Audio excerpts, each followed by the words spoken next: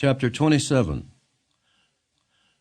And when it was decided that we should sail to Italy, they delivered Paul and some other prisoners to one named Julius, a centurion of the Augustan regiment. So entering a ship of Adramyttium, we put to sea, meaning to sail along the coasts of Asia. Aristarchus, a Macedonian of Thessalonica, was with us. And the next day we landed at Sidon. And Julius treated Paul kindly and gave him liberty to go to his friends and receive care. When we had put to sea from there, we sailed under the shelter of Cyprus, because the winds were contrary. And when we had sailed over the sea, which is off Cilicia and Pamphylia, we came to Myra, a city of Lycia. There the centurion found an Alexandrian ship sailing to Italy, and he put us on board. When we had sailed slowly many days, and arrived with difficulty off Cnidus, the wind not permitting us to proceed, we sailed under the shelter of Crete off Salmone. Passing it with difficulty, we came to a place called Fair Havens, near the city of Lasea. Now when much time had been spent, and sailing was now dangerous because the fast was already over, Paul advised them, saying, Men, I perceive that this voyage will end with disaster and much loss, not only of the cargo and ship, but also our lives. Nevertheless, the centurion was more persuaded by the helmsman and the owner of the ship than by the things spoken by Paul. And because the harbor was not suitable to winter in, the majority advised to set sail from there also, if by any means they could reach Phoenix, a harbor of Crete, opening toward the southwest and northwest, and winter there. When the south wind blew softly, supposing that they had obtained their desire, putting out to sea, they sailed close by Crete. But not long after, a tempestuous headwind arose called Euroclydon. So when the ship was caught and could not head into the wind, we let her drive. And running under the shelter of an island called Clauda, we secured the skiff with difficulty. When they had taken it on board, they used cables to undergird the ship, and fearing lest they should run aground on the Syrtis sands, they struck sail, and so were driven. And because we were exceedingly tempest-tossed, the next day they lightened the ship. On the third day we threw the ship's tackle overboard with our own hands. Now when neither sun nor stars appeared for many days, and no small tempest beat on us, all hope that we would be saved was finally given up.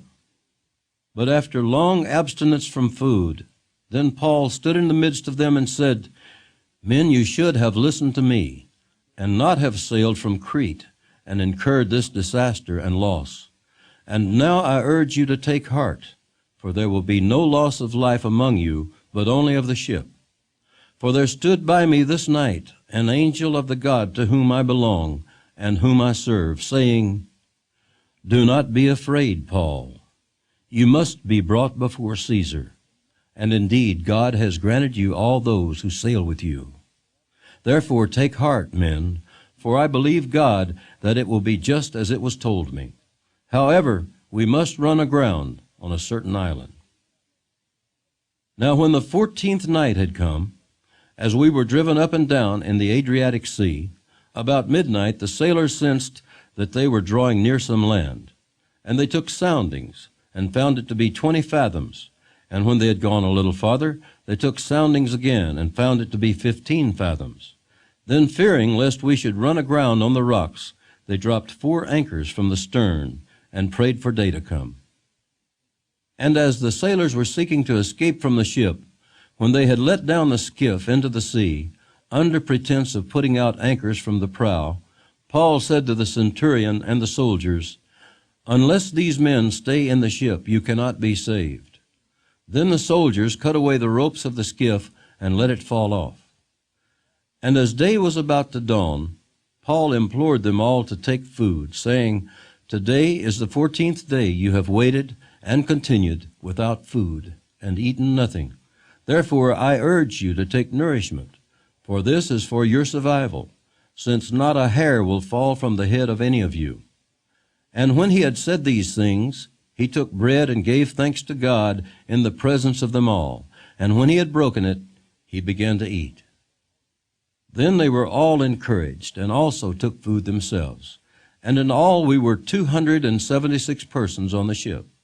So when they had eaten enough, they lightened the ship and threw out the wheat into the sea. When it was day, they did not recognize the land, but they observed a bay with a beach, onto which they planned to run the ship if possible.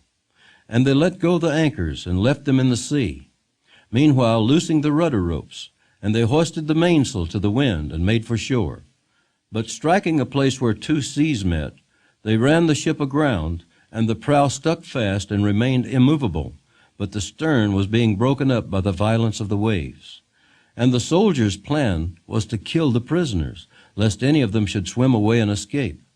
But the centurion, wanting to save Paul, kept them from their purpose, and commanded that those who could swim should jump overboard first and get to land, and the rest, some on boards and some on parts of the ship. And so it was that they all escaped safely to land.